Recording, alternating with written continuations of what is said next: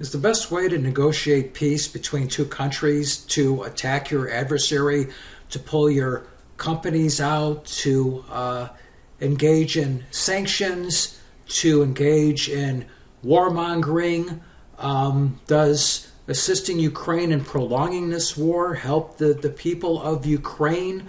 Why wasn't immediately the talk focused on peace, bringing peace, stopping this invasion, communicating with Putin? Why are you doing this? Is it because you're concerned with Ukraine joining NATO? Well, let's make a deal. Ukraine won't join NATO. Can we then stop this hostility? But of course, that's not what happened. There was just this further pushing and pushing and pushing into war, including encouragement of Ukraine joining NATO, which is hostile to Russia, and that's something that Russia is going to tolerate being right on their doorstep.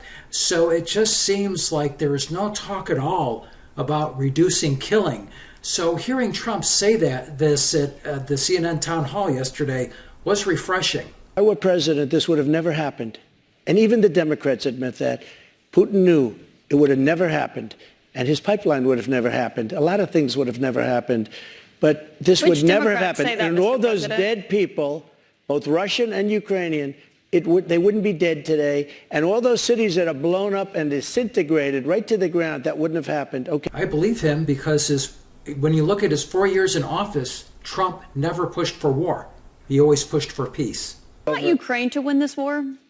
I don't think in terms of winning and losing. I think in terms of getting it settled so we stop killing all these people and breaking down this country. Now, can I just follow up on that? You said you don't think in terms of winning and losing. Mr. President, can I just follow up on that because that's a really important Excuse me, statement let me that you just just follow made up. there. Can you say if you want Ukraine or Russia to win this war? I want everybody to stop dying. They're dying, Russians and Ukrainians. I want them to stop dying. Anybody saying that we have to push for Ukraine to win the war against Russia is delusional. The only solution to this is peace.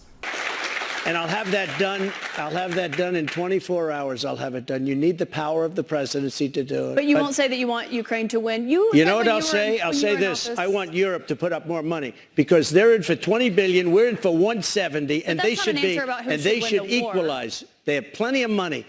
But I want Europe to, happening in Ukraine, excuse me, Mr. I want President. Europe to put up more money because they're laughing at us. They think we're a bunch of jerks. We're spending $170 billion for faraway land, and they're right next door to that land, and they're in for 20.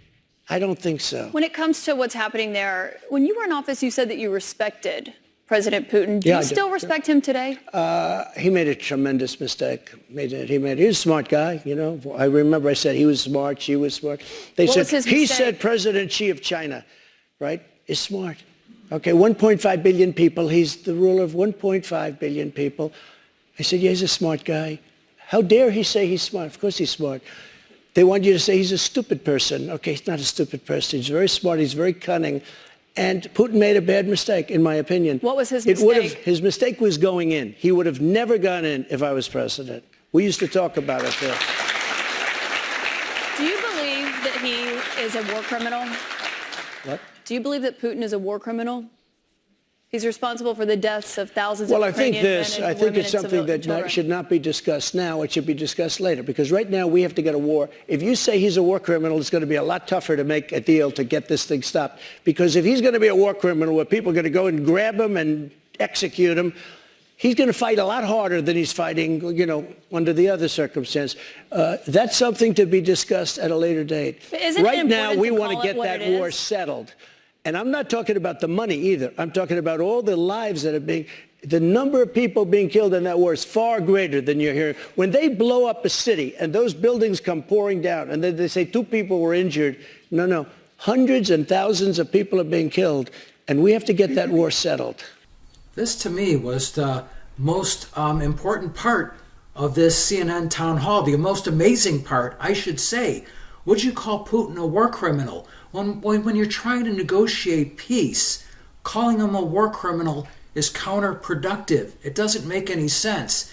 And you see how naive she is. Oh, shouldn't you just call it as it is? hey, look, whether you like it or not, whether you think Putin is the most horrible human being on earth, he is the leader of Russia. That is the reality. And the President of the United States has to deal with the reality. And when your goal is to negotiate peace, then attacking your adversary is a real stupid way to go about it. So Trump nailed it. He answered it perfectly. It's like, that's something for later. Right now, we have to focus on stopping the killing. And you can just see her expression, what she said. She is completely clueless on how the world works, completely naive, unbelievable. And you see Trump gets it. He gets it. That's why he was so strong on foreign policy. That's why we didn't see new wars happen when he was in charge. But now, of course, with Biden, everything's a disaster, including his foreign policy. But anyway, yeah, if you don't like war, then, and you're deciding between Biden and Trump, and you don't like war, then Trump is your candidate. Plain and simple. Thanks for watching. Until next time. Cisco, do we have to leave all our good friends now? Only until next time, Pancho. Adios, amigos.